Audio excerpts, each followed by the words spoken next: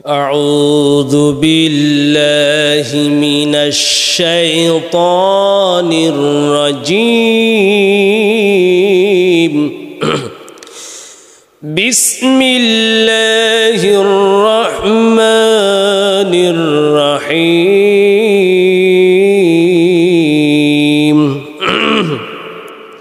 ولا تقولوا لمن يقتل في سبيل الله أموات بل أحياء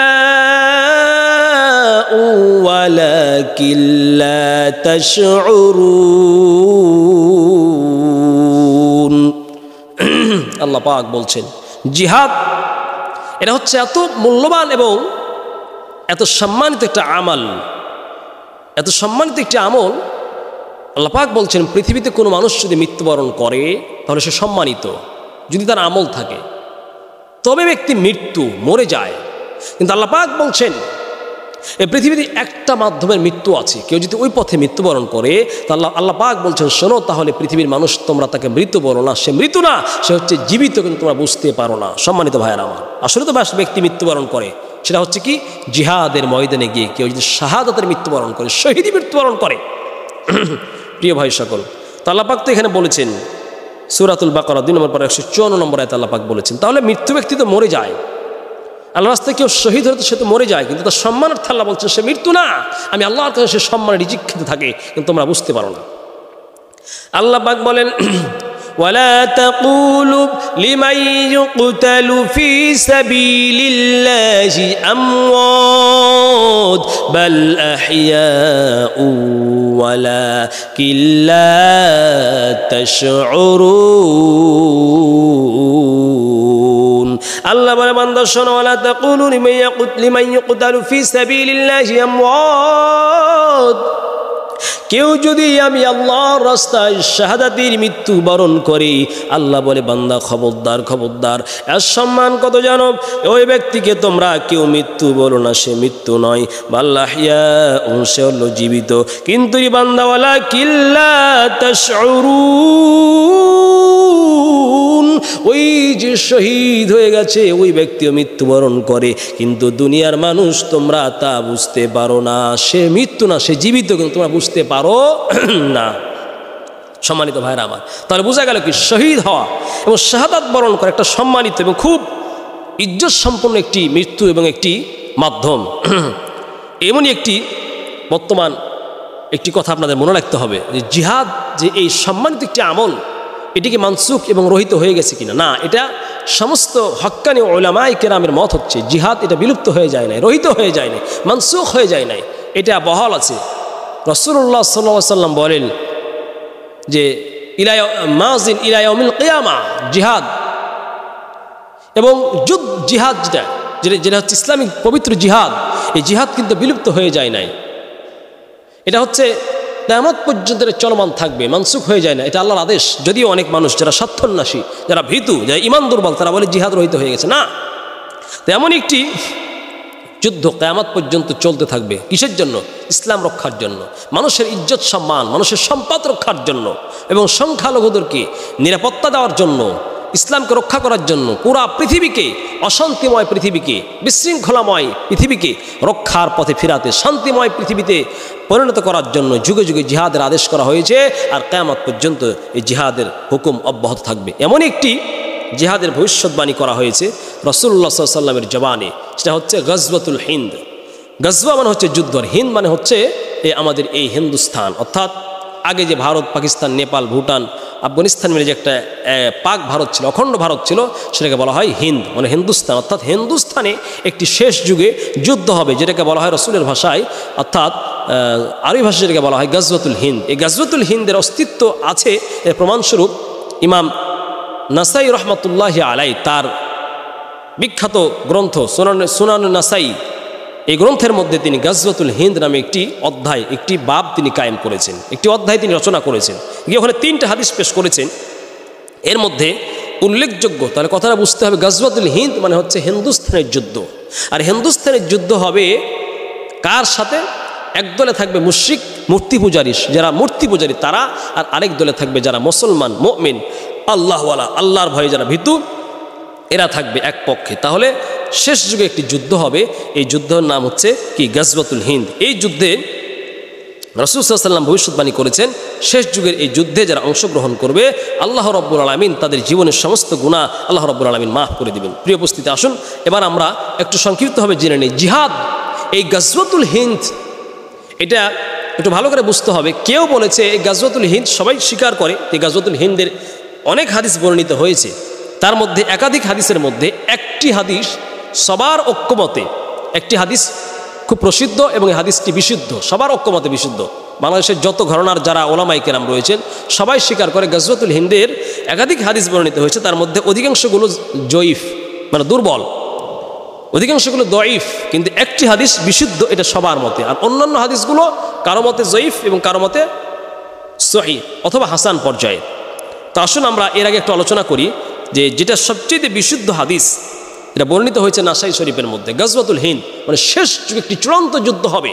ও যুবকেরা, ও মুসলমানেরা, ও মুমিন বান্দারা, ও আল্লাহ ভীরু বান্দারা, প্রস্তুতি নিয়ে রাখেন। যদি গাজওয়াতুল হিন্দ আবার আমাদের পরবর্তীতে ভবিষ্যৎ কোনোদিন সংগঠিত হয়, তাহলে ওই যুদ্ধে, ওই গাজওয়াতুল হিন্দে যেন সবার প্রথম আমি যেন অস্ত্র ধরে আল্লাহর পক্ষে, কোরআনের পক্ষে, মুসলমানের পক্ষে ইমাম মাহদী আলাইহিস সালামের সাথে মিলে, হযরত ঈসা আলাইহিস সালামের সাথে মিলে যেন কুফরি শক্তির সাথে যুদ্ধ করে নিজের জীবনের সমস্ত রক্ত যেন আল্লাহর বিরুদ্ধে ব্যয় করতে পারি এবং ইসলাম প্রতিষ্ঠার জন্য, আবার ইসলামী খেলাফত প্রতিষ্ঠার জন্য, কুফরিতন্ত্রের বিরুদ্ধে, নাস্তিকতার বিরুদ্ধে এবং যারা সেকুলার তাদের বিরুদ্ধে এবং কুফরি শক্তির বিরুদ্ধে যেন সবার প্রথম আমি, আল্লাহ রাব্বুল আলামিন যেন আমাকে সবার প্রথম আল্লাহ ওই গাজওয়াতুল হিন্দের সৈনিক হিসেবে কবুল করে নিজের শরীরের সমস্ত রক্ত আল্লাহ পাক আল্লাহর জন্য, দ্বীনের জন্য, এই কোরআন প্রতিষ্ঠার জন্য, ইমাম মাহদীর খেলাফত প্রতিষ্ঠার জন্য, সত্য এবং ন্যায় নিষ্ঠা পৃথিবীতে প্রতিষ্ঠার জন্য আল্লাহ পাক যেন আমার এই শরীরকে গাজওয়াতুল হিন্দের জন্য সবার আগে কবুল করেন, আল্লাহুম্মা আমিন।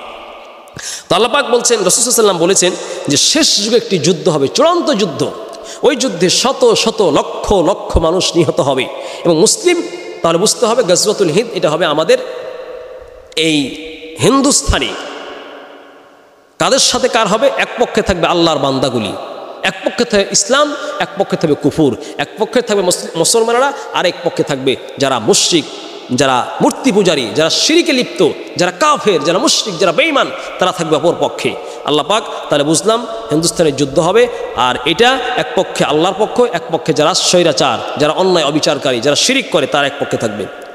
এই যুদ্ধের প্রমাণ দেখেন, এই যুদ্ধের প্রমাণ হযরতে আন সাওবান মাওলা রাসূলুল্লাহ সাল্লাল্লাহু আলাইহি ওয়াসাল্লাম, রাসূলুল্লাহ সাল্লাল্লাহু আলাইহি ওয়াসাল্লামের দাস হযরতে সাওবান রাদিয়াল্লাহু তাআলা আনহু বর্ণনা করেন, আল্লাহর নবী বলেছেন, ইসাবাতান মিন উম্মতি আহরাজাহুমুল্লাহু মিনান নার।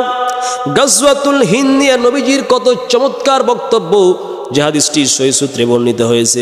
হযরতে সাওবান রাদিয়াল্লাহু তাআলা আনহু বর্ণনা করেন, নবীজি বলেছেন, ইসাবাতান মিন উম্মতি আহরাজাহুমুল্লাহু মিনান নার।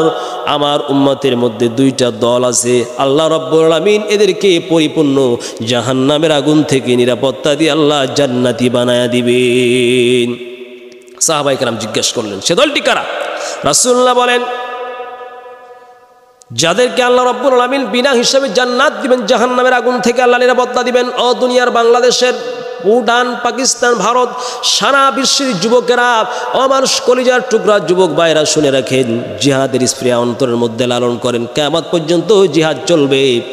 আল্লাহর হাবিব বলেন, দুইটা জাতি, দুইটা উম্মতকে, দুইটা দলকে আমার উম্মতের মধ্যে আল্লাহ জাহান্নামের আগুন থেকে আল্লাহ পাক পরিপূর্ণ নিরাপত্তা দিয়ে দিবেন। আহরাজাহুমুল্লাহু মিনান নার। কত চমৎকার বক্তব্য!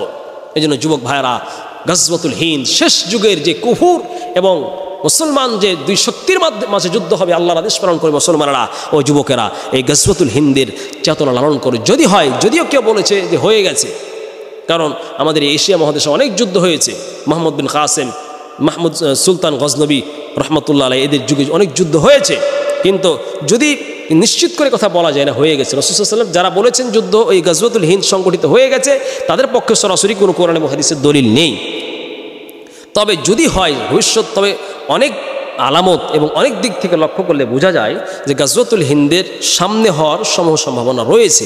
যদি হয় তাহলে ওই যুবকেরা মুসলিম চেতনায় উজ্জীবিত হয়ে, রসুলের আদর্শে উজ্জীবিত হয়ে যুবক ভাইয়েরা নিজের রক্তকে প্রস্তুত করেন আল্লাহর জন্য, কোরআনের জন্য, মানুষকে অন্যায় অবিচার সুদ ঘুষ এগুলো থেকে মানুষকে রক্ষা করার জন্য, আবার আল্লাহর দেওয়া এই ভূমিকে শান্তি রক্ষা ফিরিয়ে আনার জন্য মুসলমান যুবক ভাইয়েরা প্রস্তুতিহীন হন। আল্লাহর হাবিব বলেন, দুই প্রকার মানুষকে আল্লাহ বিনা হিসেবে আল্লাহ জান্নাত দিবেন। তার মধ্যে একদল হলো ইসাবাতুন তাগজুল হিন্দা, ওই আমার উম্মতের মধ্যে একটি দল হলো যারা ইসাবাতুন তাগজুল হিন্দা, যারা হিন্দুস্তানের যুদ্ধে অংশগ্রহণ করবে শেষ যুগে গিয়া, হজরতে মারিয়ামের সময়ে, হজরতে মাহদি আলাইহিস সালামের ওই যুগে যারা ওই গাজওয়াতুল হিন্দে অংশগ্রহণ করবে, আল্লাহ নবী বলেন গাজওয়াতুল হিন্দে শহীদ হলে আল্লাহ জীবনের সমস্ত গুনাহ মাফ করে আল্লাহ জান্নাতি বানায়া দিবেন।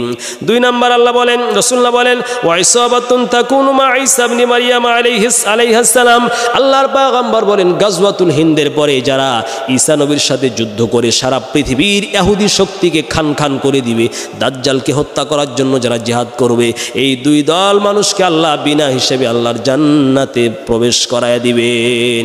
সম্মানিত ভাইরা, ও যুবক ভাইরা, আল্লাহর জন্য নিজের রক্তকে বিসর্জন দাও, গাজওয়াতুল হিন্দের জন্য প্রস্তুতি নাও।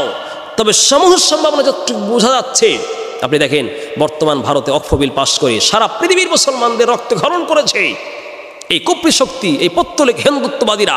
মোদী এবং তার দোসররা মিলে ভারতবর্ষের মধ্যে হাজার হাজার মসজিদকে বন্ধ করে দিতে যাচ্ছে, হাজার হাজার মাদ্রাসাকে তালা লাগাই দিতে যাচ্ছে, মসজিদকে বন্ধ করে দিতে যাচ্ছে। দেখেন সেভেন সিস্টার নিয়ে দ্বন্দ্ব, কাশ্মীরের মতো দুনিয়ার স্বর্গ যেটাকে বলা হয়, অপরূপ সৌন্দর্যের লীলাভূমি কাশ্মীরের ভূমিটাকে অশান্তিময় করতেছে, আর মুসলমানদের বাবরি মসজিদকে শহীদ করতেছে, মুসলমানদের মসজিদকে তালাবদ্ধ করতেছে। এমনকি দারুল উলুম দেওবন্দ, পৃথিবীর শ্রেষ্ঠ একটি মাদ্রাসা এবং পৃথিবীর শ্রেষ্ঠ বিদ্যাপীঠ, কোরআন সুন্নাহ প্রচারের জন্য এই দারুল উলুম দেওবন্দের উপরে পত্তলিকবাদীরা, হিন্দুত্ববাদীরা আক্রমণ করছে, বিভিন্ন চর্চানিকমূলক কথা বলে বন্ধ করার জন্য তারা ষড়যন্ত্র করছে।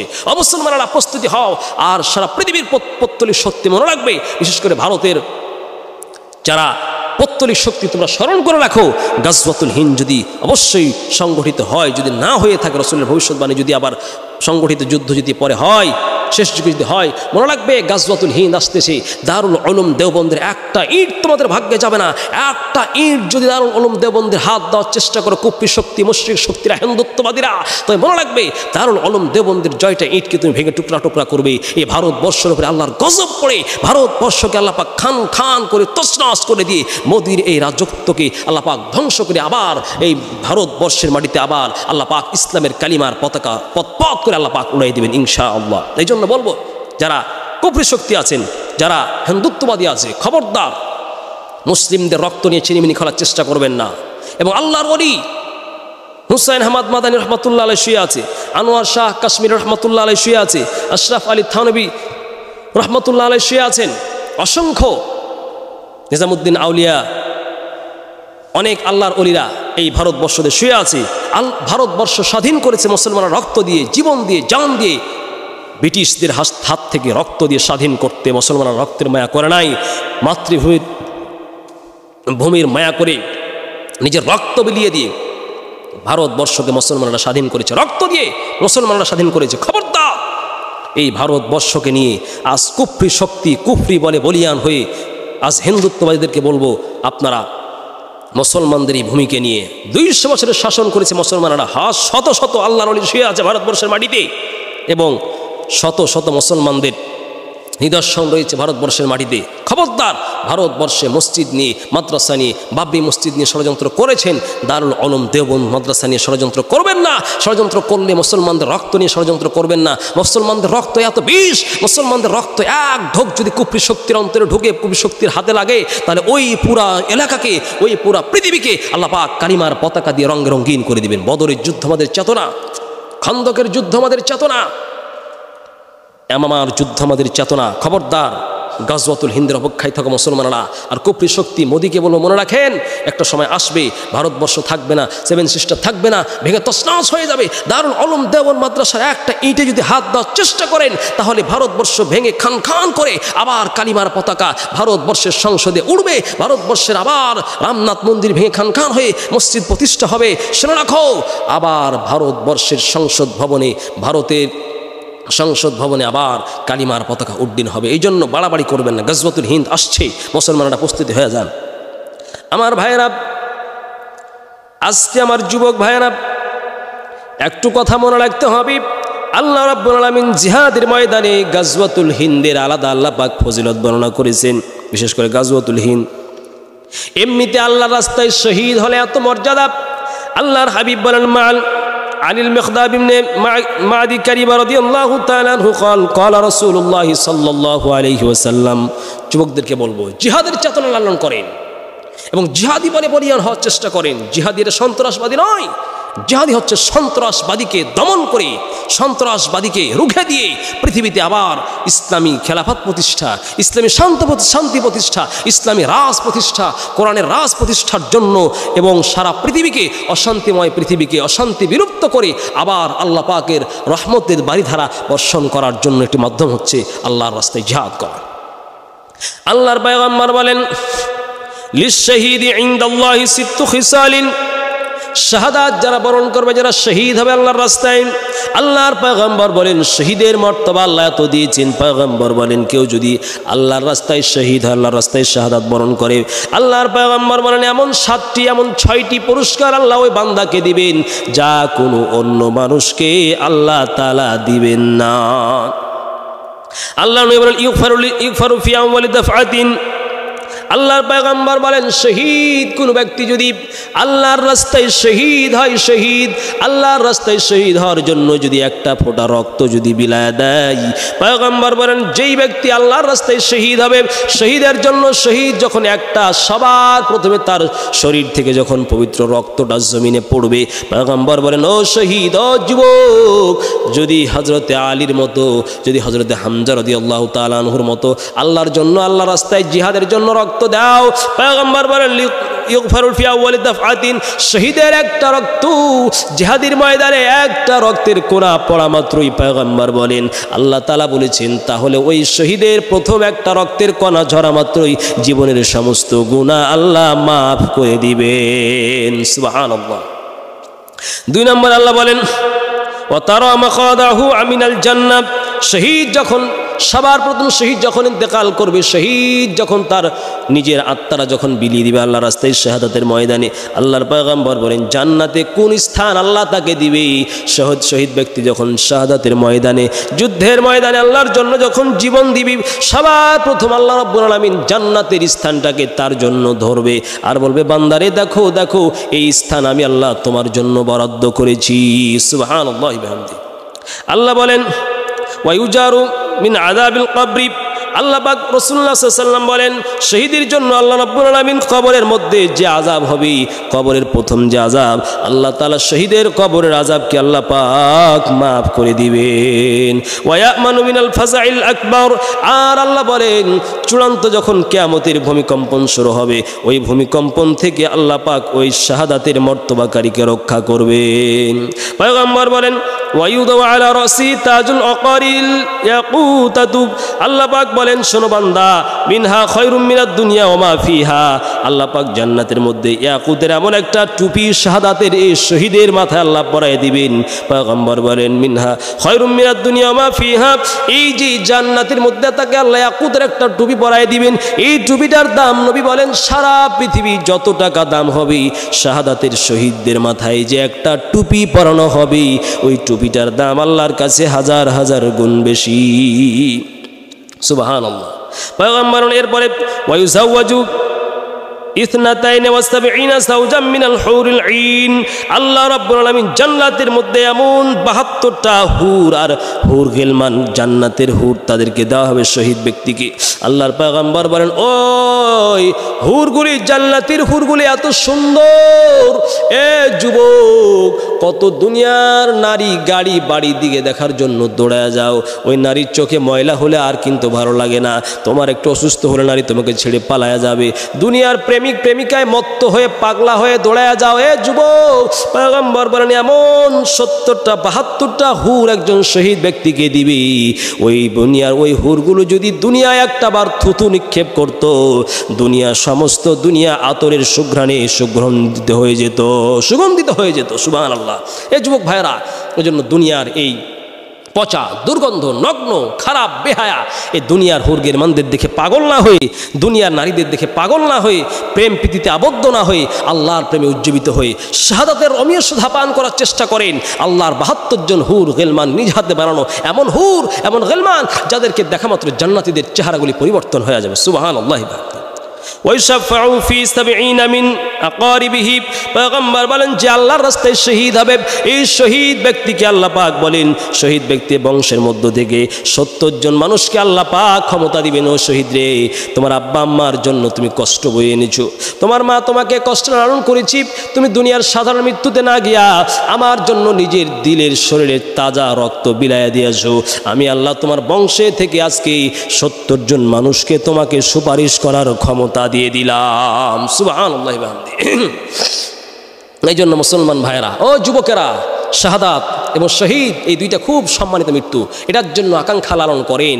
এবং শহীদের জন্য আল্লাহ পাক যেন যদি সময় হয়, প্রয়োজন হয়, আল্লাহ পাক শহীদের রাস্তায়, দিন কায়েমের রাস্তায় অন্যায় অবিচারকে এবং কপ্পি শক্তিকে মাটির নিচে খান খান করে দিয়ে ইসলাম প্রতিষ্ঠার জন্য, কোরআন প্রতিষ্ঠার জন্য, আল্লাহর বিধান প্রতিষ্ঠার জন্য, আবার খেলাফত প্রতিষ্ঠার জন্য, আবার নবী আদর্শ নবী চেতনা পৃথিবীর মানুষের মাঝে বিরায় দেওয়ার জন্য আল্লাহ পাক শহীদের প্রয়োজন হলে, রক্তের প্রয়োজন হলে আমার রক্তকে আল্লাহ পাক শাহাদাতের ময়দানে তুমি কবুল করে নিও। আল্লাহুম্মা আমিন। সম্মানিত ভাই আমার, আল্লাহ পাক বলেন 70 জন থেকে তোমার বংশে যে শহীদ হয়েছে, যদি তোমার একজন ব্যক্তির সন্তান যদি শহীদ হয়, ওই বংশের 70 জন মানুষকে আল্লাহ জান্নাতের ব্যবস্থা করে দিবেন। প্রিয় মা বোন, ও মায়েরা, ও বোনেরা, ও যুবক ভাইয়েরা, ও যুবতীরা, এই জন্য আপনার সন্তানকে জিহাদের জন্য চেতনা, জিহাদের জন্য লালন করেন। আর সাহাবায়ে কেরামের বউরা, সাহাবায়ে কেরামের স্ত্রীরা তো এমন ছিল, নিজের সন্তান, বাবা মা শহীদ, স্বামী শহীদ হয়েছে, এখন একটা মাত্র সন্তান, একটা মাত্র সম্বল সন্তান আছে, এই সন্তানকেও শাহাদাতের ময়দানে পাঠিয়ে দিচ্ছে এবং বলছে যাও যাও আল্লাহর রাস্তায় শহীদ হও, নবীর আদর্শে শহীদ হও, নবীর সাথে গিয়ে জিহাদের ময়দানে শহীদ হও। সম্মানিত ভাইয়েরা আমার, শাহাদাতের মর্তবা, শহীদের মর্তবা এত বেশি, দুনিয়া থেকে যখন কোনো মানুষ চলে যাবে, আল্লাহ রাসূল বলেন মা মিন আহাদিন মিন আহলিল জান্নাতি ইয়াসুরু আন ইয়ারজিআ ইলা দুনিয়া গায়রি শাহীদি ফাইন্নাহু ইউহিব্বু আন ইয়ারজিআ ইলা দুনিয়া ইয়াকুলু হাত্তা উকতালু 10 মাররাতিন ফি সাবিলিল্লাহি মিম্মা ইয়ারা মিম্মা আ'তাল্লাহু মিনাল কারামা। পয়গম্বর বলেন দুনিয়ার জান্নাত থেকে, দুনিয়া থেকে বিদায় নিয়ে কেউ যদি আল্লাহর জান্নাতি আরাম এসেছিল, এই মানুষটাও যদি জান্নাতের একটু নিয়ামত পাই, ওই জান্নাতের হালকা নিয়ামত পেলে দুনিয়ার সব কিছুকে ভুলে যাবে। কিন্তু আল্লাহর হাবিব বলেন এক প্রকারের মৃত্যু আছে, আর জান্নাতে গিয়াও বারবার আল্লাহকে বলবে রে আল্লাহ আমাকে জান্নাতে দুনিয়ায় এত নিয়ামত দিয়েছো, শহীদ হওয়ার কারণে এত নিয়ামত দিয়েছো, একবার শহীদ হয়েছি তোমার রাস্তায় কারণে এত নিয়ামত দিয়েছো, ও আল্লাহ যদি দুনিয়াতে আবার আমার ইচ্ছা করে একবার শহীদ হওয়ার কারণে যদি এত নিয়ামত দাও জান্নাতে, আল্লাহ গো আমার মনে চায় আমি দুনিয়ায় আরো যাই, আরো 10 বার দুনিয়ায় যাব, 10 বার দুনিয়াতে গিয়ে আমি শুধু শহীদ হব, 10 বার শহীদ হব। আল্লাহরে একবার শহীদ হওয়ার কারণে যদি এত মর্যাদা জান্নাতে পাই, আমার মনটা চায় আরো দুনিয়াতে 10 বার গিয়ে আমি 10 বারই আল্লাহ তোমার রাস্তায় শহীদের মর্তবা, শহীদে মৃত্যুবরণ করব, তাহলে আল্লাহ কত মর্তবা আমার হয়ে যাবে। সুবহানাল্লাহ। যুবকেরা নামাজি হয়ে যান, রসুলের আদেশে উজ্জীবিত হয়ে নামাজি হয়ে যান, আল্লাহওয়ালা হয়ে যান, ইসলামওয়ালা হয়ে যান, ইসলামের জন্য পথে, ইসলামের পথে লড়াই করেন, ইসলামের পথে নিজের জীবনটাকে বিলিয়ে দেন, ইনশাআল্লাহ এমন মর্যাদা আল্লাহ পাক দিবেন যে মর্যাদা দেখে সারা পৃথিবীর মানুষেরা আপনার দেখে ঈর্ষা করবে। সম্মানিত ভাইয়েরা আমার, এবার আসুন তাহলে স্পেশালি জিহাদের মর্তবা আল্লাহর কাছে অনেক বেশি জিহাদের মর্তবা। তাহলে যদি জিহাদের মর্তবা হয় তাহলে আপনি চিন্তা করে দেখেন গজওয়াতুল হিন্দ, এই গজওয়াতুল হিন্দ নিয়ে রাসূল সাল্লাল্লাহু আলাইহি ওয়াসাল্লাম ভবিষ্যৎবাণী করেছেন। সেটা হচ্ছে কি, শেষ যুগে একটা যুদ্ধ হবে হিন্দুস্তানের মাটিতে কোনো এলাকায়, আর এক পক্ষে থাকবে মুসলমানরা আর এক পক্ষে থাকবে যারা কুফরি শক্তি, যারা মুশরিক তারা। এই যুদ্ধ সম্পর্কে রাসূল সাল্লাল্লাহু আলাইহি ওয়াসাল্লাম তিরমিজি শরীফের, সুনানে নাসাই শরীফের 3178 নম্বর হাদিসের মধ্যে উল্লেখ করেছেন যে এই যুদ্ধে যারা অংশগ্রহণ করবে দুইটি দল, এদেরকে আল্লাহ বিনা হিসেবে আল্লাহ পাক জান্নাত নসিব করবেন। সুবহানাল্লাহ। এই জন্য জিহাদ, গজওয়াতুল হিন্দ, ওই যে বললাম কেউ বলেছে হয়ে গেছে, কেউ বলেছে হবে, যদি হয় ইনশাআল্লাহ হবে আশা করছি। তবে হাদিসের পূর্বপর দেখে যা বোঝা যাচ্ছে গজওয়াতুল হিন্দ পরে সংগঠিত হবে, কারণ যারা গজওয়াতুল হিন্দে অংশগ্রহণ করবে তারা ইমাম মাহদী আলাইহিস সালাম এবং হযরত ঈসা আলাইহিস সালামের সাথে সম্পৃক্ত হয়ে দাজ্জালের বিরুদ্ধে লড়াই করবে। সম্মানিত ভাইরা আমার, ও পৃথিবীর মুসলমানেরা, কুফরি শক্তির পক্ষ হবে দাজ্জাল লড়াই করবে ইহুদিদের পক্ষ থেকে, আর ইহুদিরা গিয়ে মিলে যাবে দাজ্জালের সাথে। এই জন্য দাজ্জালের পথকে তারা সুগম করার জন্য বহুত পায়তারা করছে, ষড়যন্ত্র করছে, আর মুসলমানরা আজকে আমাদের কোনো প্রস্তুতি নেই। ও দুনিয়ার যুবকেরা, সারা পৃথিবীর কুফরি শক্তিকে দেখো, দাজ্জালের রাষ্ট্র কায়েম করার জন্য, দাজ্জালের ক্ষমতা কায়েম করার জন্য, দাজ্জালকে শক্তিশালী করার জন্য পৃথিবীর ইহুদ, খ্রিস্টান এবং মুশরিকরা ঐক্যবদ্ধ হয়ে যাচ্ছে। কিন্তু আজকে আমাদের মুসলমানদের কোনো ভ্রুক্ষেপ নেই। যুবক ভাইরা, দিলটা পরিবর্তন করেন, একটু মনটাকে বুঝে আসুন, জিহাদের জন্য প্রস্তুতি নেন। তো আপনি গজওয়াতুল হিন্দের জন্য প্রস্তুতি নেন। ঈসা নবীর সাথে যুদ্ধ করবেন কুফরি শক্তির বিরুদ্ধে, আল্লাহর আইনের সঙ্গে, আল্লাহর আদেশ পালন করে, এবং হযরতে সাইয়েদনা ঈসা আলাইহিস সালামের সঙ্গে মিলে কুফরি শক্তির বিরুদ্ধে যুদ্ধ করবেন। তরবারি ধরবেন, নিজের গলা দ্বিখণ্ডিত করে দিবেন, রক্ত সব বিলিয়ে দিবেন আল্লাহর রাস্তায়, আল্লাহর পথে। এই চেতনায় উজ্জীবিত হন সম্মানিত যুবক ভাইরা। এবার আসুন, গজওয়াতুল হিন্দ হবে ইনশাআল্লাহ। এই গজওয়াতুল হিন্দ যারা অংশগ্রহণ করতে পারবে না, যারা গজওয়াতুল হিন্দে শাহাদাত বরণ করতে পারবে না, যারা শহীদি মৃত্যু পাবে না, এদের অবস্থা কেমন হবে দেখেন। এরা কত আফসোস করবে কিয়ামতের ময়দানে। যারা কষ্টে জর্জরিত হয়ে হাজার দুঃখ, বেদনা, চিন্তা, চেতনা, উৎকণ্ঠিতার মধ্যে থেকে জীবন কাটিয়ে দিয়ে যারা আল্লাহর রাস্তায় শহীদ হয়ে জান্নাতের পথে চলে যাবে, কিয়ামতের ময়দানে রাসূলুল্লাহ বলেন, ইউআদ্দু আহলুল আফিয়াতি ইয়াওমাল কিয়ামাতি হিনা ইউতা আহলুল বালায়া তাওয়াব লাউ আন্না জুলুদাহুম কানাত কুরিদাত ফিদ দুনিয়া বিল মাকারিদ। পয়গম্বর বলেন, যারা শাহাদাতের মৃত্যুবরণ করবে, যারা দুনিয়ায় হাজার বিপদ, বেদনা, মুসিবত, এই ধরনের কষ্টে জর্জরিত হয়ে যারা মৃত্যুবরণ করবে, যারা শাহাদাত বরণ করে আল্লাহর রাস্তায় চলে যাবে, এবং আল্লাহ যখন এদেরকে নিজ হাতে নিয়ামত, এত প্রকারের নিয়ামত দিবে, তখন যারা আহলুল আফিয়া, মানে দুনিয়ায় কোনো কষ্ট এদের স্পর্শ করে নাই, শাহাদাতের মৃত্যুতে তারা যায় নাই, কষ্ট ক্লেশ তারা পায় নাই, এরা কিয়ামতের মাঠে আফসোস করবে আর বলবে, আল্লাহ যারা দুঃখে কষ্টে জর্জরিত হয়ে তোমার রাস্তায় শহীদ হয়েছে, তোমার রাস্তায় জীবন বিলিয়ে দিয়েছে গো আল্লাহ, এদেরকে তুমি এত মর্যাদা দিয়েছো, দুনিয়ায় যদি আমার শরীরটা কেটে কেটে কেটে টুকরা টুকরা করে দেওয়া হতো, আর আমার শরীরটাকে যদি কেচি দিয়ে আমার চামড়া কেটে না হতো, তাহলে আজকে আমি কত মর্যাদা পেয়ে যেতাম। সম্মানিত মা বোন, এখানে আপনাদেরকে একটা কথা বলে রাখি, যখন কষ্ট বিপদ আসে তখন আমাদের মা বোনরা বলে, আরে আল্লাহ আর কাউকে দেখলো না, আমার কে বিপদ দিয়ে আল্লাহ আমাকে জর্জরিত করছে। ছোট্ট সন্তান আপনার মারা গেলে, নাবালেগ অবস্থায় সন্তান মারা যাচ্ছে, দেওয়াল পড়ে, গাছ থেকে পড়ে, আরে মা এই সন্তান কার জন্য? এই সবাই তো পৃথিবী থেকে চলে যাবেন। আপনার সন্তান মরে গেলে, শাহাদাত হলে, শহীদ বরণ করলে, দেওয়াল থেকে পড়ে গেলে, পানিতে ডুবে মরে গেলে, আপনার প্রতি ঘন ঘন বিপদ আসলে ধৈর্যহারা হয়ে যাবেন না? কিয়ামতের মাঠে আপনি আফসোস করবেন, আল্লাহ যদি আমার আরও বিপদ হতো।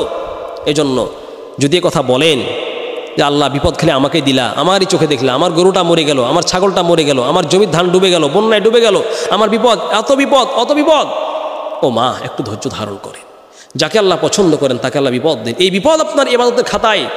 আরে মুসলমান, আপনি রাস্তা দিয়ে হাঁটছেন, একটি কাঁটা আপনার দেহে বিদ্ধ হয়েছে, আপনার পায়ে একটি কাঁটা লেগে গেছে, একটু রক্তক্ষরণ হয়েছে, একটু কষ্ট হয়েছে, আল্লাহর হাবিব বলেন এই কারণে কিয়ামতের মাঠে তোমাকে এত নেকি আল্লাহ দিবে, যার পায়ে কেটে গেছে, বিপদে পড়েছে, এই ব্যক্তিকে দেখে আল্লাহর বান্দা, যাকে বিপদ দেওয়া হয় না, যাকে কেউ বিপদ স্পর্শ করে নাই, কোনো বিপদ তাকে স্পর্শ করে নাই, কিয়ামতের মাঠে বলবে, আল্লাহ যদি বিপদ দিয়ে আমার সব কিছু ধ্বংস হয়ে যেত আল্লাহ, তাহলে আজকে আমি বেশি সম্মানিত হতাম।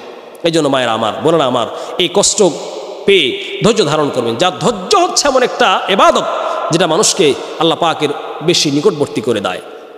এই জন্য মা বোনদেরকে বলবো, শোনেন, মেহরবানি করে আপনারা শিরিক করবেন না এবং এই ধৈর্যহারা কথা বলবেন না। শোনেন মা বোনরা, আমরা অনেক অনেক অপরাধ করে থাকি। কি? মাগরিবের পরে বাড়ির থেকে টাকা বের করা যায় না, শিরিক। মাগরিব হয়ে গেলে নাকি বাড়ি থেকে টাকা বের করলে বরকত চলে যায়, আগের মায়েরা বলতো, মূর্খতা স্বরূপ বলতো, এটা শিরিক। বাড়ির থেকে রাতে ঝুঠা পানি বাইরে ফেললে নাকি বরকত চলে যায়, শিরিক। আপনি ঘরের চাউল রাত্রেবেলা বের করলে নাকি আপনার ঘর থেকে বরকত চলে যাবে, এগুলো শিরিক, এগুলো করা যাবে না। মায়েরা খবরদার, খুব সাবধান, এগুলো করা যাবে না। অনেক সময় আপনি রাতে নাকি গাছের ফল পাড়া যাবে না, রাতে নাকি আম গাছ থেকে আম পাড়া যাবে না, শিরিক হয়ে যায়। আপনি প্রথম যে ভাত চুলা থেকে ভাত হয়েছে, প্রথম ভাত মুরগিকে দিলে নাকি বরকত নষ্ট হয়ে যায়, কথা ঠিক নয়, এগুলো শিরিক, এগুলো করা যাবে না।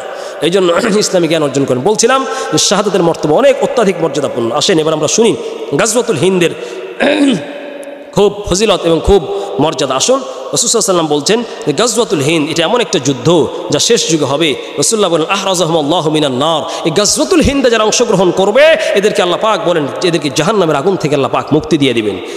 নাসাই শরীফে 3178 নম্বর হাদিস। এই যুদ্ধে জান মাল সব উৎসর্গ করলে আল্লাহ হাবিব বলেছেন তাহলে ওই ব্যক্তি হয়ে যাবে সবচেয়ে শ্রেষ্ঠ। হযরত আবু হুরায়রা বলেন, আন আবি হুরায়রা রাদিয়াল্লাহু তাআলা আনহু قال وعدنا رسول الله صلى الله عليه وسلم غزوة الهند فإن أدركتها أنفق مما نفسي ومالي। হযরত আবু হুরায়রা বলেন, নবীজির মুখ থেকে যে গাজওয়াতুল হিন্দের কথা আমি শুনেছি, এই গাজওয়াতুল হিন্দ যদি আমি পেয়ে যাই, শোনো নাফসি ওয়া মালি, ও দুনিয়ার মানুষেরা শোনো, তোমরা কে কি করবা জানে না, কিন্তু রাসূলের মুখ থেকে গাজওয়াতুল হিন্দ আমি যখন থেকে শুনেছি আমার মনে বড় ইচ্ছা, আমি যদি এই গাজওয়াতুল হিন্দ পেয়ে যাই, উনফিক মিম্মা নাফসি ওয়া মালি, আমি যদি গাজওয়াতুল হিন্দ পেয়ে যাই, ওই গাজওয়াতুল হিন্দে হিন্দুস্তানের যুদ্ধে আমি আবু হুরায়রা আমার নাফসি ওয়া মালি, আমার জীবন সম্পদ সব গাজওয়াতুল হিন্দে আমি বিলায় দিব, শাহাদাতের জন্য গাজওয়াতুল হিন্দে আমি সব খরচ করে দিব। এ মুসলমান ভাইরা, একটু চিন্তা করছেন গাজওয়াতুল হিন্দ কত মর্যাদাপূর্ণ। হযরত আবু হুরায়রা বলছেন শেষ যুগের যুদ্ধ গাজওয়াতুল হিন্দ যদি আমি পেয়ে যাই সব কিছু বিলিয়ে দিব। হযরত আবু হুরায়রা বলেন, ওয়াইন কতালতু কুনতু আফদালুশ শুহাদা। হযরত আবু হুরায়রা বলেন, আমি গাজওয়াতুল হিন্দে যদি শহীদ হয়ে যাই তাহলে দুনিয়ার সবচেয়ে শ্রেষ্ঠ শহীদ বলে বিবেচিত হব। ওয়াইন রাজাতু ফানা আবু হুরায়রা আল মুহাররারু, আর যদি আমি এই গাজওয়াতুল হিন্দ থেকে গাজী হয়ে ফিরে আসতে পারি তাহলে আমি আবু হুরায়রা হয়ে যাব সবচেয়ে শ্রেষ্ঠ এবং আমি জাহান্নাম থেকে মুক্ত আবু হুরায়রা। সুবহানাল্লাহি ওয়া বিহামদিহি। আবু হুরায়রা বলছেন গাজওয়াতুল হিন্দ পেয়ে গেলে আমি আমার জান মাল সব কিছু কুরবান করে দিব এই গাজওয়াতুল হিন্দে। প্রিয় উপস্থিতি, হাদিসটি বর্ণিত হয়েছে 3177 নম্বর হাদিস, নাসাই শরীফের 3177 নম্বর হাদিস। সম্মানিত ভাইরা আমার, আল্লাহ রাব্বুল আলামিন এই যুদ্ধ আমাদেরকে দিবেন, এই যুদ্ধ আসবে, গাজওয়াতুল হিন্দ হবে, এই যুদ্ধে মুসলমানদের বিজয় হবে, নিশ্চিত মুসলিমরা বিজয়ী হবে। আল্লাহ হাবিব বলেন, ফাকালা লা ইয়াগজুওয়ান্নাল হিন্দা লাকুম জাইশুন ইয়াফতাহুল্লাহু আলাইহিম, আল্লাহর বান্দারা, মুসলিম বান্দারা একটা সময় একটা বাহিনী গাজওয়াতুল হিন্দের যুদ্ধে অংশগ্রহণ করবে, আর এই বাহিনীকে আল্লাহ রাব্বুল আলামিন বিজয়ের মালা আল্লাহ পাক এদেরকে পরায় দিবেন। মুসলিম বাহিনী এই বাদশাহ, এই গাজওয়াতুল হিন্দ হয়ে যে গাজওয়াতুল হিন্দ হিন্দুস্তানের যে যুদ্ধ হবে, কুফরি শক্তির যে বাদশাহ থাকবে, যে নেতৃত্ব দেবে, ওই বাদশাকে, ওই রাজাকে, ওই বাদশাকে মুসলিম বাহিনীরা গ্রেফতার করে ধরে নিয়ে আসবে। এই যে একটা যুদ্ধ, এই যে অবস্থাটা, এর থেকে প্রতীয়মান হয় এবং বোঝা যায় যে গাজওয়াতুল হিন্দ এখনো হয় নাই। নবীজি বলেন, মুসলিম বাহিনী ওই কুফরি শক্তির হিন্দুস্তানের ওই বাদশাকে গ্রেফতার করে নিয়ে যাবে, হাত্তা ইয়াতু বিমুলুকিহিম মুগাল্লিলিনা বিসালাসিল। নবীজি বলেন ওই গাজওয়াতুল হিন্দে ওই হিন্দুস্তানের বাদশাকে মুসলমানরা বিজয়ী বেশে হিন্দুস্তানের ওই বাদশাকে বিসালাসিল শিকলাবদ্ধ করে বন্দি করে তারা নিয়ে যাবে, শাম দেশে নিয়ে যাবে। যোদ্ধাদের পাপ আল্লাহ রাব্বুল আলামিন এই যুদ্ধে যারা অংশগ্রহণ করবে, আল্লাহ রাসূল বলছেন যারা গাজওয়াতুল হিন্দে অংশগ্রহণ করবে এদের জীবনের সমস্ত গুনাহ আল্লাহ পাক মাফ করে দিবেন। রাসূলুল্লাহ বলেন, ইয়াগফিরুল্লাহু যুনুবাহুম, আল্লাহ পাক গাজওয়াতুল হিন্দে অংশগ্রহণকারীদেরকে আল্লাহ পাক মাফ করে দিবেন। এই যুদ্ধের বাহিনী যারা হবে তারা ঈসা আলাইহিস সালামের সাথে মিলিত হবে, ঈসা নবীকে তারা পেয়ে যাবে। তাহলে বোঝা যায়, এই যে হাদিসটা থেকে বোঝা যাচ্ছে যে গাজওয়াতুল হিন্দ এখনো সংগঠিত হয় নাই, হবে। কারণ ইতিপূর্বে যে জিহাদগুলি হয়েছে, কই ঈসা নবী তো আসে নাই। এবং যারা মোহাম্মদ বিন কাসিম, সুলতান মাহমুদ গজনবী যারা যে যুদ্ধ করেছেন হিন্দুস্তানে, ওই যুদ্ধে তারা তো হযরত ঈসা আলাইহিস সালামের সাথে সাক্ষাৎ হয়নি, কারণ তিনি তখন আসেননি, মারিয়ামের ছেলে ঈসা তখন আসে নাই। নবীজি বলেন, ফায়াংসারিফুনা ফায়াজিদু ইবনা মারিয়াম বিশাম, যারা গজওয়াতুল হিন্দ থেকে অংশগ্রহণ করে এরা শাম দেশে গিয়ে হযরত ঈসা আলাইহিস সালামকে পেয়ে যাবে। যদিও হাদিসগুলো মোটামুটি সনদগত দিক থেকে জয়ীফ, তারপরও এটা সমষ্টিগতভাবে অনেকে বলছেন যে মোটামুটি চলে আর কি। এই যুদ্ধে যারা অংশগ্রহণ করবে, আবু হুরায়রা অংশগ্রহণ করার জন্য তিনি বলেছেন, আবু হুরায়রা বলছেন, যদি আমি যুদ্ধ পাই আমার জানমাল সব তো শেষ করে দিব, আমি সব বিলিয়ে দিব। এমনকি ইন আনা আদরাকতু তিলকাল গাজওয়া বি'তু কুল্লা তারিকিন ওয়া তালিদিন। আবু হুরায়রা বলছেন, যদি এই গাজওয়াতুল হিন্দ, ও পৃথিবীর মুসলিমরা শোনো, আমি আবু হুরায়রা যদি এই গাজওয়াতুল হিন্দ পেয়ে যায় তাহলে আমার যত সম্পদ আছে, পুরান কাপড় নতুন কাপড় সব বিক্রি করে আমি এই গাজওয়াতুল হিন্দে অংশগ্রহণ করব। ও ভারতবর্ষের কুফরি শক্তি, জেনে রাখো গাজওয়াতুল হিন্দ আসছে। ভারতবর্ষের মুসলমানরা ধৈর্য ধারণ করেন, মুসলমানরা ধৈর্য ধারণ করেন। আজকে মসজিদ পুড়িয়ে দিচ্ছে, মাদ্রাসা পুড়িয়ে দিচ্ছে, আপনার সব কিছু ধ্বংস করে দিচ্ছে। বাবরি মসজিদকে শহীদ করা হলো, আজকে দারুল উলুম দেওবন্দ মাদ্রাসা নিয়ে ছিনিমিনি খেলা হচ্ছে। দাঁড়াও, কুফরি শক্তি অপেক্ষা করো, গাজওয়াতুল হিন্দ আসছে। ভারতবর্ষকে আবার টুকরো টুকরো করে আবার মুসলিমরা ভারতবর্ষের মসনদ দখল করবে, ভারতবর্ষের আবার নেতৃত্ব মুসলিমরা দিবে ওই দিন। দেরি নয় ইনশাআল্লাহ। এই জন্য খুব মনে রাখতে হবে। হযরত আবু হুরায়রা বলেন,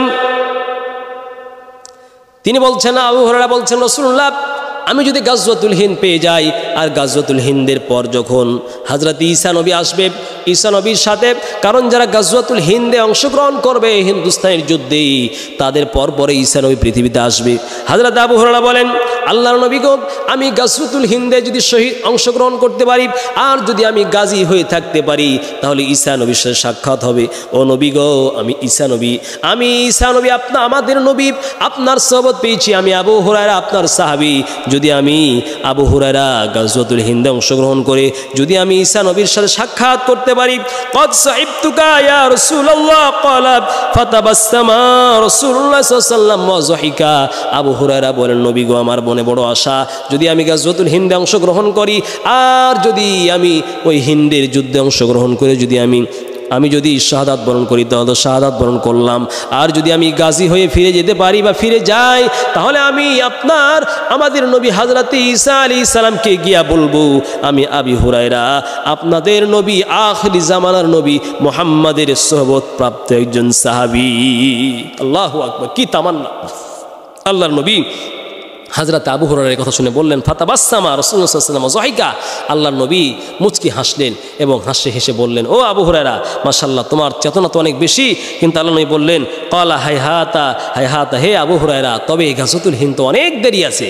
আবু হুরায়রা চলে গেছেন, জান্নাতে চলে গেছেন, কিন্তু তার এই তামান্না, তার এই আশা আবু হুরায়রা রাদিয়াল্লাহু তাআলা আনহু বুকে লালন করে গিয়েছেন। সম্মানিত ভাইরা আমার, গাজওয়াতুল হিন্দ হবে, আবু হুরায়রার এই আশা, এই আকাঙ্ক্ষা। সম্মানিত ভাইরা আমার, একটু মনে মনে আমরা চিন্তা করি, চেতনা করি। তবে যা বোঝা যাচ্ছে, মুসলিমদেরকে যেভাবে টর্চারিং করা হচ্ছে, মুসলিমদেরকে যেভাবে অন্যায় অবিচার করে যেভাবে নির্যাতন করা হচ্ছে, আজকে আপনি দেখেন, আজকে সারা পৃথিবীর মিডিয়া শক্তি, দেখো বাংলাদেশের মাটিতে আজকে পরাশক্তি, নীল চক্ষুগুলো, পশ্চিমারা যারা সংখ্যালঘু, এদের দোহাই দিচ্ছ যে আমরা যারা মুসলিমরা ছাড়া হচ্ছে বাকি মুশরিক, খ্রিস্টান, হিন্দু, এরা হচ্ছে মানবতার রক্ষা করে, এরা হচ্ছে মানবতার সম্প্রীতি রক্ষা করে, এরা হচ্ছে সাম্প্রদায়িক উস্কানিমূলক কথা বলে না, এরা সংখ্যালঘুদেরকে নিরাপত্তা দেয়। আজকে সারা পৃথিবীতে আপনি জরিপ করে দেখেন, যদি কোনো দেশে সংখ্যালঘুরা নিরাপত্তায় থাকে, তার সর্বোচ্চ পর্যায়ে রয়েছে বাংলাদেশের সংখ্যালঘুরা, ঠিক কিনা? কারণ বাংলাদেশে দেখেন কোনো হিন্দুর প্রতি টর্চারিং করা হয় নাই, সাম্প্রদায়িক ধর্মীয়গতভাবে তাদেরকে কোনো টর্চারিং করা হয় নাই। হ্যাঁ, দু চারটা যদি হয়ে থাকে তাহলে রাজনীতির স্বার্থে হয়েছে, রাজনীতি দ্বন্দ্বে তাদের বাড়িঘর ভাঙ্গা হয়েছে। কিন্তু দেখেন মুসলমানরা, বাংলাদেশের মুসলমানরা, বাংলাদেশের সংখ্যালঘুরা যে নিরাপত্তায় আছে, একটা হিন্দুকে নির্যাতন করা হয় নাই, একটা হিন্দুদের গির্জা পোড়ানো হয় নাই, খ্রিস্টানদের কোনো উপাসনালয়কে পুড়িয়ে দেওয়া হয় নাই, কাদিনীদেরকে ভাঙচুর করা হয় নাই। আর আপনি দেখেন সারা পৃথিবীর মায়ানমারে তাকিয়ে দেখেন, আপনি ইসরায়েলে তাকিয়ে দেখেন, আপনি ফিলিস্তিনে তাকিয়ে দেখেন, ইউরোপে তাকিয়ে দেখেন, বসনিয়া তাকিয়ে দেখেন, শামে তাকিয়ে দেখেন, চেচনিয়া তাকিয়ে দেখেন, ভারতে তাকিয়ে দেখেন, আপনাদের পার্শ্ববর্তী রাষ্ট্র, এখানে কত মুসলমানদেরকে নির্যাতিত করা হচ্ছে, বাড়িঘর জ্বালিয়ে দেওয়া হচ্ছে, খুন করা হচ্ছে, ধর্ষণ করা হচ্ছে, মসজিদ বন্ধ করে দেওয়া হচ্ছে, মাদ্রাসা বন্ধ করে দেওয়া হচ্ছে। অথচ আজ সারা পৃথিবীর কোনো কুফরি শক্তি মুসলমানদের পক্ষে কোনো মানবতার গান গায় না। আর বাংলাদেশকে, ও ভারতের খ্রিস্টানরা, ভারতের ইহুদিরা, মোদী সরকার আজকে মুসলমানদেরকে বলো, তোলপাড় করো মিডিয়াগুলি, যে ভারতবর্ষে বাংলার মাটিতে নাকি মুসলিম সংখ্যালঘুরা নাকি নিরাপত্তায় নাই, হিন্দুত্ববাদীরা নাকি নিরাপত্তায় নাই। আরে এসে দেখো বাংলার হিন্দুদেরকে জিজ্ঞাসা করে দেখো, বাংলার কোনো হিন্দুদেরকে মুসলমানরা কোনো টর্চারিং করে নাই, কোনো ধর্ষণ করে নাই, কোনো হিংসাত্মমূলক কোনো কথা বলে নাই, তাদের উপাসনালয় ভেঙে দেয় নাই, তাদের গির্জা ভেঙে দেয় নাই। দেখো ভারতের মাটিতে অসংখ্য মাদ্রাসাকে বন্ধ করে দেওয়া হচ্ছে। যদি সংখ্যালঘুদের নিরাপত্তা দিয়ে থাকে, মুসলিম দায়ী দিয়েছে, আর হিন্দুত্ববাদীরা ভারতবর্ষে মুসলমানদের বাড়ি ঘর জ্বালিয়ে তছনছ করে দিচ্ছে। ও হিন্দুত্ববাদীরা ধৈর্য ধারণ করো, লক্ষ্য করো। ও মুসলিম বাহিনী, বাংলার মুসলমানরা, ভারতবর্ষের মুসলমানরা অপেক্ষা করো, ধৈর্য ধারণ করো। গজওয়াতুল হিন্দ আসছে, ভারতবর্ষের কুফরি শক্তিকে খান খান করে মাটির নিচে বিশ্বে দিয়ে আবার মুসলিম শক্তি ভারতবর্ষের ক্ষমতা দখল করবে ইনশাআল্লাহ। মুসলিমদেরকে মানবতা শিখাতে হবে না, মুসলমানরা এমনিতে মানবতা মানুষকে শিখায়। যদি বাংলাদেশের কোনো সরকার ঘোষণা করে যে হিন্দুদের সমস্ত গির্জাকে দখল করে নেবে, সরকার বাজেয়াপ্ত করে নেবে, এর সবার প্রথম জোরালো বক্তব্য দেখবেন বাংলাদেশের ওলামায়ে কেরাম দিবে। কিন্তু আপনি দেখেন আজকে রামনাথ মন্দিরে দেখেন, আপনি ভারতবর্ষে গিয়ে দেখেন কত মাদ্রাসাকে ধ্বংস করে দেওয়া হচ্ছে, কত মসজিদকে, বড় বড় মসজিদকে আজানরত অবস্থায় ধ্বংস করে দেওয়া হচ্ছে, মুসলিমদেরকে টর্চারিং করা হচ্ছে। দাঁড়াও, এগুলো মোদী সরকার এবং হিন্দু সরকার কি বুঝাচ্ছ? গাজওয়াতুল হিন্দের সূচনা করছো, দাঁড়াও, অবস্থা আসবে মুসলমানদের পিটন খেয়ে, আল্লাহর ফেরেশতাদের পিটন খেয়ে মাটির নিচে কুফরি শক্তি ধসে যাবে, রামনাথ মন্দির থাকবে না, আবার বাবরি মসজিদের ওই মন্দির ভেঙে খান খান হয়ে আবার আল্লাহর আজানের ডাক, তাওহীদের ডাক, কালিমার ডাক, আবার ওই রামনাথ মন্দির ভেঙে তছনছ হয়ে আবার মসজিদ হবেই হবে ইনশাআল্লাহ। এই জন্য মুসলমানদেরকে শিখাতে হবে না। মুসলমানরা সংখ্যালঘুকে নিরাপত্তা দিয়েছে, ভারতবর্ষে মুসলমান মসজিদকে ভেঙে দিচ্ছে, মাদ্রাসাকে ভেঙে দিচ্ছে। আরে দারুল উলুম দেওবন্দ সারা পৃথিবীর বড় একটি মাদ্রাসা, সারা পৃথিবীর নাম করা উল্লেখযোগ্য উল্লেখ্য একটি প্রাচীনতম ধর্মীয় বিদ্যাপীঠ দারুল উলুম দেওবন্দ মাদ্রাসাকে নিয়ে যখন তোমরা রক্তচক্ষু খেলা শুরু করেছো, দারুল উলুম দেওবন্দ ইটের দিকে যখন তোমরা শুকুরের মতো চক্ষু দিয়েছো, দাঁড়াও, তোমাদের মস্তদা টিকবে না। দারুল উলুম দেওবন্দের সন্তানরা রক্ত দিয়ে ইহুদি খ্রিস্টানদের ওই সেই যুগের পশ্চিমাদেরকে ব্রিটিশ শক্তিকে এই এশিয়া মহাদেশ থেকে বিতাড়িত করেছে। যদি আবার আমাদের দারুল উলুম দেওবন্দ, আমাদের হৃদয়ের স্পন্দন, ওখানে যদি একটা ইটকে টর্চারিং করে একটা ইট যদি খসানোর চেষ্টা করো, অচিরেই সেভেন সিস্টার ভেঙে তছনছ হয়ে যাবে, ভারতবর্ষ থাকবে না, আবার খান খান করে মাটির নিচে মিশে যাবে, মুসলিমদের হাতে অচিরেই বন্দী হবে। ধৈর্য ধারণ করো। ও ভারতের মুসলমানরা, আপনারা ধৈর্য ধারণ করেন। আপনাদের জন্য সারা বাংলাদেশের মুসলমানরা আছে, সারা পৃথিবীর মুসলমানরা আছে। আবার প্রয়োজনে আমরা আবার আমরা পায়ে হেঁটে গিয়ে হলো মোদির বিরুদ্ধে, কুফরি শক্তির বিরুদ্ধে আবার মুসলমানদের পক্ষ নিয়ে আমরা ভারতবর্ষেও জিহাদ করব ইনশাআল্লাহ। আল্লাহ পাক আমাদের সকলকে রক্ষা করেন। বাড়াবাড়ি করবেন না, মুসলিম শক্তি বাড়াবাড়ি করবেন না, খ্রিস্টানরা বাড়াবাড়ি করবেন না, আমাদের মুসলমানদের আদর্শ গ্রহণ করেন। আল্লাহ পাক আমাদের সকলকে হেফাজত করেন।